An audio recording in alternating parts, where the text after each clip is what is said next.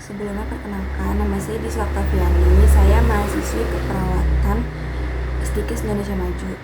Di sini saya ingin menjelaskan nutrisi untuk toddler. Sebelumnya apa sih itu nutrisi? Nutrisi atau gizi adalah substansi organik yang dibutuhkan makhluk hidup untuk fungsi normal dari sistem tubuh, pemeliharaan kesehatan, dan pertumbuhan. Penelitian di bidang nutrisi mempelajari hubungan antara makanan dan minuman terhadap kesehatan dan penyakit, khususnya dalam menentukan diet yang optimal. Tak hanya untuk kesehatan, asupan nutrisi dari makanan bergizi juga penting untuk mencegah terserang penyakit. Nutrisi juga memiliki beberapa jenis. Yang pertama ada karbohidrat, contohnya terkandung dalam nasi, kentang, ubi, singkong. Lalu ada protein yang terkandung pada susu. Selanjutnya ada lemak, biasa terkandung di daging-dagingan. Selanjutnya ada vitamin, contohnya pada wortel itu terdapat vitamin C. Selanjutnya ada mineral, lalu ada serat yang terdapat di buah-buahan. Selanjutnya ada air. Lalu kita ke cara pemberian makanan untuk toddler. Yang pertama, buatlah makanan yang mudah dimakan. Misalnya wortel yang mudah digenggam oleh si anak ini, terus makanan yang mudah ditelan oleh dia, senyamannya mereka untuk makan. Lalu buatlah makanan yang bisa dinikmati seluruh keluarga. Jadi ketika makan si anak ini tuh sama makanannya dengan anggota keluarga lain agar dia merasa tidak dibedakan. Lalu pilih makanan yang si kecil suka agar dia ada kemauan untuk makan. Selanjutnya buat menu makanan yang bervariasi dengan tampilan yang menarik agar si anak ini tuh tidak bosan dengan makanannya yang itu saja. Lalu buat jadwal makanan yang rutin dan jangan lupa sajikan cemilan yang sehat dan manis. Lalu ada manfaat nutrisi. Yang pertama ada kalsium. Kalsium itu fungsinya untuk pertumbuhan tulang dan gigi. Biasanya terdapat di susu. Dia juga menjaga fungsi otot dan saraf yang sehat. Lalu bisa membantu proses pembekuan darah serta membantu tubuh mengubah makanan menjadi energi. Selanjutnya ada asam lemak esensial. Nutrisi ini terdapat untuk membantu pembentukan sel, mengatur sistem saraf, memperlancar aliran darah, memperkuat sistem kekebalan tubuh atau imun, dan membantu tubuh menyerap nutrisi. Selanjutnya ada zat besi.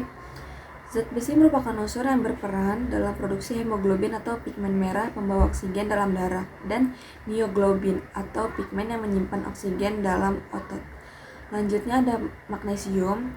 Manfaatnya itu untuk menjaga tulang agar tetap kuat, bisa dibilang sama seperti kalsium. Namun dia juga bisa membuat irama jantung stabil, mendukung sistem kekebalan tubuh atau sistem imun, serta membantu menjaga otot dan fungsi syaraf. Lanjut ada kalium. Kalium merupakan gizi yang bertugas untuk menjaga tekanan darah dengan mengontrol keseimbangan air dalam tubuh. Tidak hanya itu, kalium juga membantu fungsi otot dan irama jantung, dan dalam jangka panjang dapat mengurangi risiko batu ginjal dan osteoporosis. Selanjutnya ada vitamin A. Vitamin A salah satu nutrisi untuk anak, dikenal baik untuk menjaga kesehatan mata dan pertumbuhan tulang. Selain itu, vitamin ini dapat membantu melindungi tubuh dari infeksi, serta menunjang kesehatan dan pertumbuhan sel-sel serta jaringan dalam tubuh, seperti rambut dan kuku dan kulit. Vitamin A itu terdapat di wortel. Selanjutnya ada vitamin C.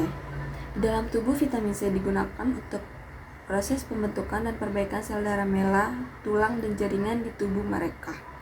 Vitamin C juga dapat membantu menjaga gusi anak tetap sehat dan membantu proses penyembuhan luka, serta meningkatkan sistem kekebalan tubuh, mencegah infeksi, dan membantu tubuh menyerap zat besi dari makanan.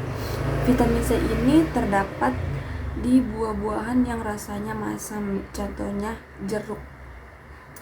Lalu ada vitamin D. Vitamin D ini fungsinya membantu tubuh anak menyerap mineral seperti kalium untuk pembentukan gigi dan tulang yang kuat. Sebab perkembangan massa tulang pada anak harus sangat diperhatikan. Selanjutnya ada vitamin C. Diperlukan untuk menangkal radikal bebas yang dapat merusak sel. Selain itu, vitamin E juga berperan dalam sistem kekebalan tubuh, perbaikan DNA, dan proses metabolisme lainnya. Selanjutnya ada zinc. Lebih dari 70 enzim dalam tubuh membentuk zinc atau seng untuk menjalankan fungsinya masing-masing dalam sistem pencernaan, metabolisme, dan pertumbuhan anak. Dari kekurangan nutrisi kita juga memiliki dampak buruk. Misalnya marasmus. Marasmus ini contoh kondisi kurang gizi yang disebabkan oleh tidak terpenuhinya asupan energi harian. Selanjutnya ada kwashiorkor. Kwashiorkor ini kondisi kekurangan gizi yang penyebab utamanya karena rendahnya asupan protein. Dia ini beda dengan marasmus. Marasmus ini kan mengalami penurunan berat badan. Namun kwashiorkor itu tidak. Anak gizi buruk karena kwashiorkor itu memiliki ciri-ciri tubuhnya bengkak karena mengalami penumpukan cairan atau edema. Sebabnya, meski telah kehilangan massa otot dan lemak tubuh, anak dengan kwashiorkor ini tidak mengalami penurunan berat badan yang drastis. Lalu yang ketiga ada marasmic kwashiorkor. Marasmic kwashiorkor ini suatu gabungan penyakit akibat kekurangan nutrisi dari marasmus dan kwashiorkor. Jadi tanda-tandanya ini ada di dua penyakit antara marasmus dan kwashiorkor. Lalu selanjutnya ada gangguan kesehatan mental dan emosional.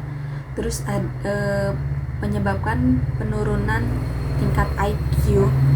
Jadi mengapa bisa turun tingkat IQ-nya? Karena ketika anak kekurangan nutrisi atau asupan nutrisinya kurang, dia belajar itu tidak fokus dan merasa lemas.